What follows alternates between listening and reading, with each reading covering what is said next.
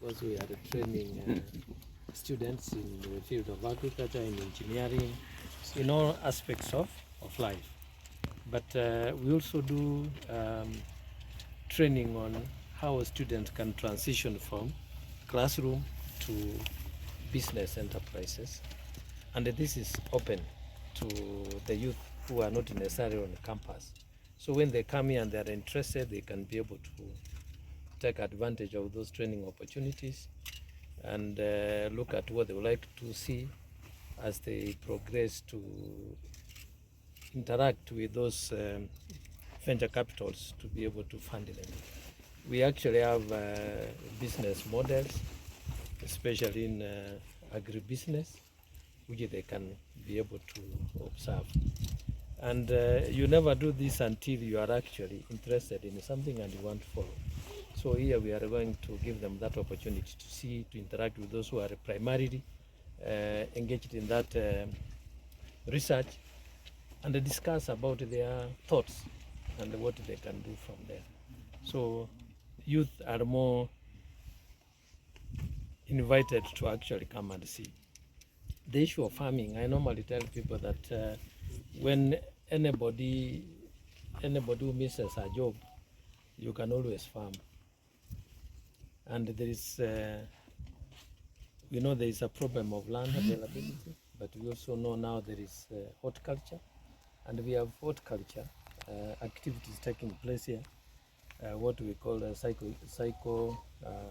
can I call it psycho-economy? I don't know what they where circular food system, where they can actually have a small piece of land and they are able to really produce enough food, not only for the families but also for sale, and therefore improve their economic standing. Right. My name is Mombi Wambogo. I work for K24 TV. I think I will revisit my question and direct it to the CEO, National Trust Fund. How much budget has been allocated to this festival? Thank you. This festival is about showcasing. Research has already been funded by the national government through the years. So we are coming out to showcase what has already been funded. Some exist in Egerton University, and other research institutes, all will converge here. So they'll be coming here based on the research activities that they've already undertaken, coming to show them or to showcase them, more particularly in the space of agriculture, to the community. So we are actually reaching out to the communities to be able to uptake what we've already funded as a country. Thank you. Next question. My name is Patrick Ruto from Raw Media Services, and I'm directing my question to the BC. How was Egerton supported this coming festival? First of all, it is when you look around the farms that are going to be there for the farmers to be taken through what needs to be done in farming are funded by NRF, but they are managed by Egerton University. So that's the part we play. Then we also have other resources which are available for people coming from outside, where they'll be able to showcase their facilities. That is also provided by Egerton. I hope that answers your question. Prof, my name is Francis Muridi from Daily Nation.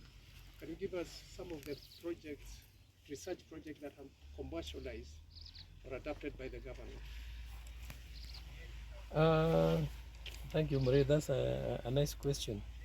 The research project, it's not the research projects which are adopted by government or what is actually the output. Here, let me, on the level of agriculture, we have the various beans, which have been developed here in Egerton, and they have been certified by KEFIS. I think there are about 19 varieties. I don't know whether there are more which have come on board. We also have an uptake of groundnuts, especially in Baringo, in Kerio Valley, in Turkana. That's research which came from here, which was taken to the community and they have adopted it, and it is making economic impact on those communities. We also have research which is spearheaded by one of our colleagues on cassava. And cassava is also now being piloted in the nearby communities and also in Siaya and in Migori. And there is also very serious interest in that. We also have the potato. Those of you know the problems we are having with the potato these days. Research there is also now being uptaken around the areas which generally grow potatoes. And indeed, that's one of serious impact we have. That's a project being done by one Professor Kibe. We also have sorghum. Sorghum is a cereal that has been with us for many years, and you find people don't take it seriously. But now we are seeing sorghum bread, there is sorghum for beer, there is sorghum for mixing with other cereals for food, animal feeds, for human feeds. So all these are actually research outputs from Egerton of varieties which were not there before, which are high yielding with more nutritional value, which are already out there, and farmers are picking them up and running with it. Thank you. Most beans, we are retaining the red color because we are always cooking beans with ugali or we are cooking with rice. So it is actually providing soup, like the way we are eating meat. So it has got very high iron and zinc, the nutrition that somebody was asking the question. So this is one of the good varieties we have. We also have groundnuts. You can see we are commercializing them in the dryland areas.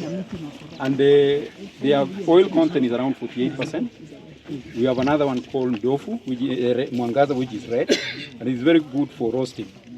So there are two market segments for groundnuts, one for oil and making peanut butter, and another one for the normal one that you roast for conventionally. So this is called dofu, large seeded, very good yield, up to 1.2 tons per hectare. Very good in Turkana and the whole of dryland areas, Siaya, Homa Bay, and even in Meru. We also have the sorghum. This is what the VC was talking about, the red sorghum, which is basically for making ugali, making bread, with very good gluten content that you can actually be able to make bread. You put a small ratio of wheat to this one, and I think this is what was funded by National Research Fund. And you can see the crop is here. This is one of the crops in the field for sorghum. So we have 4 varieties. I think this one is for bread, there's another one for beer, and there's another one for livestock. Yeah, so we have quite a number of others. We have the pigeon tree. I think give them, the green yellow beans, which you say are normally for less gas and things like that. This one. This Eco. We can't miss. This is the yellow bean. You can see that the yellow bean is very nice. That's less gas. It is also good for canning, and it's good for export. So this is one of the varieties that we have also released, and it is in the market. We have others, quite a number of others. We have pigeon tree for the dryland, Mbaazi. We have one called M-Pesa that is being sold as you come from Makueni area. It flashes flowers every 3 to 4 weeks. So farmers are actually, instead of doing Fulisa, they sell the M-Pesa. So they have named it as M-Pesa. So it's called Egerton University M-Pesa Pigeon Bee variety. So as you come around Kiboko area, this is what, and we are introducing it now in the other areas. We also have others, quite a number of things like this. You can see this. When we took these groundnuts to Turkana and other areas, then the toxins came in. So we collaborated with Calro to produce aflatoxin. So this is for reducing the toxins, and you can see it is actually, we have a project called Food Safety for Africa. We are working with Professor George Ward. This is a mother in Turkana. When we would actually measure the aflatoxin content, it was going towards 35%, 35 parts per billion, which is not acceptable because it should be less than 10 parts per billion. So this product is actually applied and it colonizes the field and the soil, and it doesn't allow the aflatoxin one to feed on the crop. So it's called Avlasif K01. It's produced in Calro Katumani, and we are working together with Calro in this research. So we have quite a number of several other products. If you want to see the color, this is how the beans look like. This is how they yield when they are producing. This is how the color is. This is what we call zebra. It's our new variety, zebra. The zebra one. Zebra is this one. Yes, zebra is this one. Yeah. This is a lightan. It's another new variety that we came actually 2 years ago.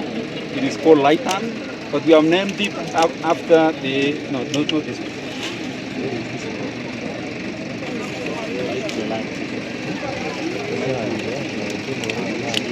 Yes. So this one. So we've named it. This is VC. This is called Taton B. We named it after Lord Egerton of Taton. Yeah, this one. This one. Yeah. So we have quite a number of products. Lightan, but it is traded as Taton. Taton B. But it's not the right stand. That is Syrian stand. But we call it light, make it easy. And all this will be displayed during the festival. Duration. The duration. Yes. Minimum. Most of this is 90 days. Okay. Yeah.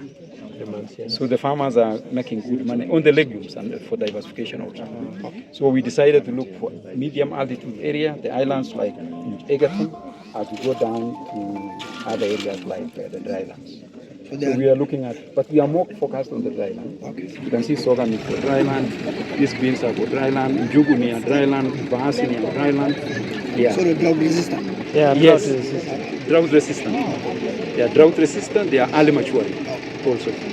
Yeah, we are contracting more than 500 farmers now that we work with us. We give them contracts and we pay them through the university systems. Yeah. Okay. Yeah. All right. I think the emphasis is now. We should not do the breeding.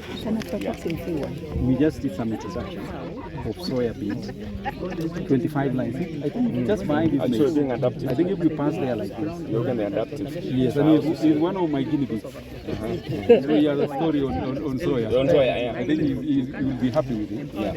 The biggest challenge with soya is seed that uses variety.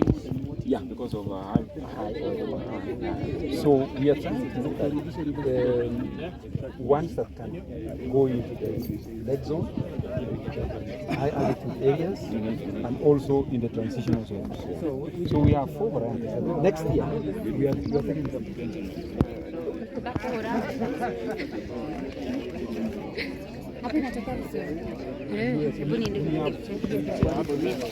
to